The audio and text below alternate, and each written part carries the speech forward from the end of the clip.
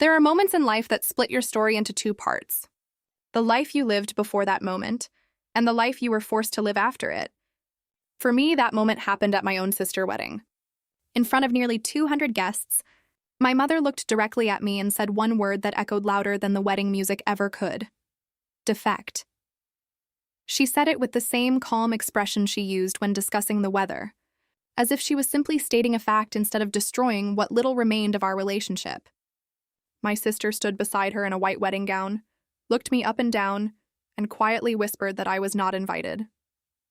What neither of them knew was that the groom himself had invited me, and before the reception was over, every lie my family had spent decades protecting would begin to crumble in front of the very people whose respect mattered most to them. My name is Grace Carter.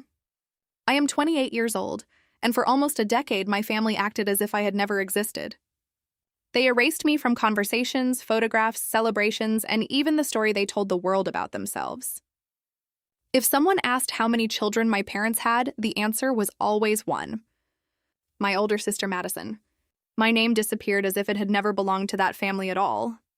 But the truth has a strange way of surviving, even when people spend years trying to bury it. It waits patiently for the perfect moment to reveal itself. And that perfect moment arrived on the most important day of my sister's life. The truth is, this story did not begin inside a beautiful ballroom filled with flowers and expensive decorations. It started 10 years earlier inside the house where I grew up. My family came from generations of respected doctors. Every hallway was decorated with framed diplomas, medical certificates, and awards that stretched back almost 100 years. Those frames were more than decorations. They were reminders that every member of our family had one responsibility: continue the legacy. At the end of that hallway hung one empty frame. It belonged to me. My mother always smiled whenever I looked at it and said it would be filled one day, but only after I earned my place by becoming a doctor. In our house, success earned love, failure earned silence, and kindness was never considered an achievement. I never wanted to become a doctor. I admired medicine, but my heart belonged somewhere else. I wanted to care for people in a more personal way. I wanted to become a nursing assistant, spend my days helping patients who had been forgotten, and make difficult moments easier for families. To me, that work mattered just as much as performing surgery. To my parents, it was proof that I lacked ambition. The distance between us grew larger every day until my high school graduation dinner became the moment everything changed forever. Instead of celebrating my graduation, my parents turned the evening into a celebration for Madison acceptance into medical school. They toasted her future while my own accomplishments disappeared into the background. Then my mother looked around the room, smiled proudly, and joked that one daughter inherited the family brilliance, while the other simply managed to graduate. The room filled with uncomfortable laughter. I remember staring down at my plate, pretending not to hear the whispers around me. Later that night, my mother walked me to the hallway, pointed toward the empty frame, and reminded me that love in our family had to be earned. I looked her in the eyes and quietly told her the frame could stay empty forever because I was never going to medical school. Something changed in her face at that moment. She did not yell. She simply decided I no longer belonged. The only person who ever made me feel worthy was my grandmother Ruth. She had spent 40 years working as a nurse, caring for patients through the hardest nights of their lives without ever asking for recognition. Before I left home, she placed her old nursing watch on my wrist and said something I did not fully understand until years later. Nobody earns love, sweetheart. Real love is given freely. Those words stayed with me long after I walked away from everything I had ever known. A few months later, my parents gave away my college fund to Madison and told me I had two choices: follow the family path or leave the house forever. I packed everything I owned into 2 trash bags and walked out the front door without looking back. My mother called after me and said I was choosing to become nobody. I stopped, turned around one last time, and told her I was choosing to become someone she would never have the right to judge. That was the last conversation we had for 9 years. Starting over was harder than I ever imagined. I worked long overnight shifts caring for elderly patients who could no longer care for themselves. The work was exhausting, but every thank you reminded me I had chosen the right path. Watching families struggle to find dependable caregivers inspired me to start my own home care company. I invested every dollar I saved, worked every position myself, and slowly built a business based on compassion instead of reputation.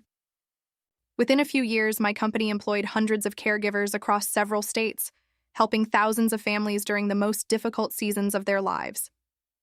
Ironically, I had built the kind of legacy my parents always wanted, just in a way they never respected. During those years, I met Dr. Daniel Carter, a trauma surgeon who admired my work instead of looking down on it. He saw strength where others saw weakness and believed kindness was just as valuable as talent. We married in a simple backyard ceremony surrounded by people who genuinely loved us. I even mailed an invitation to my parents. They opened it, wrote one cruel sentence across it, sealed it back up, and mailed it to me. Do not embarrass yourself. Even after that, I continued sending them a Christmas card every year, hoping one day they might remember they had another daughter. Everything changed when I received an unexpected invitation to Madison wedding. Unknown to any of us, the groom had built part of his career through a fellowship I anonymously funded in honor of my grandmother Ruth. During the wedding reception, he stood before everyone, thanked my husband for mentoring him, then thanked the anonymous woman who had paid for his education. Finally, he smiled, looked directly at me, and asked me to stand. The ballroom erupted in applause while my mother and sister stood frozen in disbelief. After spending 9 years pretending I did not exist, they were forced to watch an entire room celebrate the daughter they had erased. That single moment destroyed every lie they had built. My sister accidentally admitted I had never been invited. My mother desperately tried to explain everything away, but the truth had already escaped. Later, she offered me everything I had wanted as a teenager. Holidays, family dinners, and finally a place in the family once I helped protect their reputation. I simply smiled and told her the empty frame could stay empty forever because I had already built my own wall filled with people who loved me without conditions. Today, my home looks nothing like the house where I grew up. My walls are covered with photographs instead of diplomas. Every Sunday, my table is filled with friends, caregivers, neighbors, and family we chose through love instead of obligation. My grandmother watch still rests on my wrist, reminding me every day that love is never something you earn. It is something you give. If someone has ever made you feel like you had to prove your worth just to deserve a place at their table, remember this. You are not the empty frame they refuse to fill. You are the foundation of a completely different life, and sometimes walking away from the family that rejected you is the first step toward finding the family that truly sees you.